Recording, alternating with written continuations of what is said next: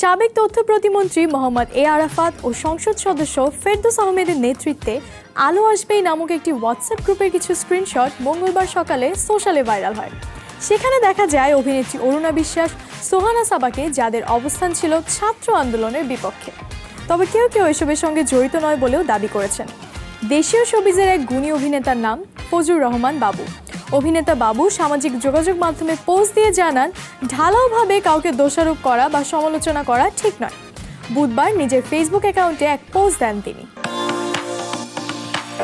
ফেসবুকে ফজলুর রহমান বাবু লিখেছেন, হোয়াটসঅ্যাপের আলো আসবে এই গ্রুপে অ্যাড হওয়া প্রসঙ্গে আমার কিছু কথা। একটা গ্রুপের অ্যাডমিনের কাছে ফোন নম্বর থাকলেই তিনি সেই গ্রুপে যাকে খুশি যতজন খুশি অ্যাড করতে পারেন। অনেক গ্রুপ আছে সেখান থেকে চাইলেই কেউ বের হতে পারে না, যদি অ্যাডমিন তাকে ডিলিট না করে।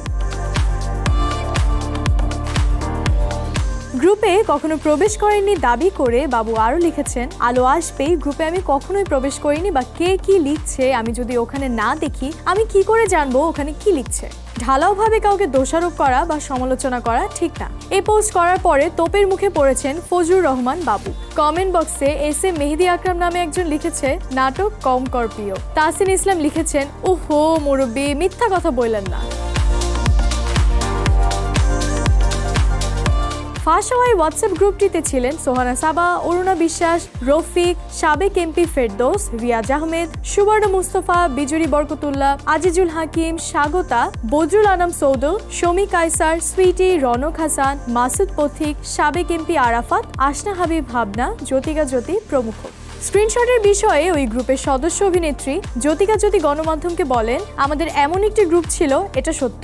সেখানে আমি একটি পোস্ট দিয়েছিলাম। বঙ্গবন্ধু শেখ মুজিবুর রহমান মেডিকেল কলেজ ও বিশ্ববিদ্যালয়ে আগুন দেওয়ার বিষয় নিয়ে লিখেছিলাম। সেখানে আগুন নিয়ন্ত্রণে ফায়ার সার্ভিসের কর্মীদেরও যেতে দেওয়া হচ্ছিল না। আমার কাছে বিষয়টি খারাপ লেগেছিল। হাসপাতালে কিভাবে মানুষ আগুন দেয়? সেখানে তো আমার আপনার পরিবারের সদস্যরাই জীবন বাঁচাতে চিকিৎসা নেওয়ার জন্য আসে। অভিনেত্রী আরও বলেন, আপনি হয়তো দেখেছেন আমি কিন্তু কোনো ছাত্রদের দায়ী করিনি হাসপাতালে আগুন দেওয়ার ঘটনায়। আর এও বলতে চাই, হোয়াটসঅ্যাপ গ্রুপটিতে হয়তো আমরা অনেকেই ছিলাম, কিন্তু সবার মন মানসিকতা এক নয়। শিক্ষার্থীদের উপর গরম পানি ঢেলে দেওয়ার যে বিষয়টি উঠে এসেছে তা কারো প্রত্যাশা নয়। জ্যোতিকা জ্যোতি বলেন, এটি অমানবিক। তবে অন্যের ভাবনা নিয়ে আমি তো কিছু বলার অধিকার রাখি না।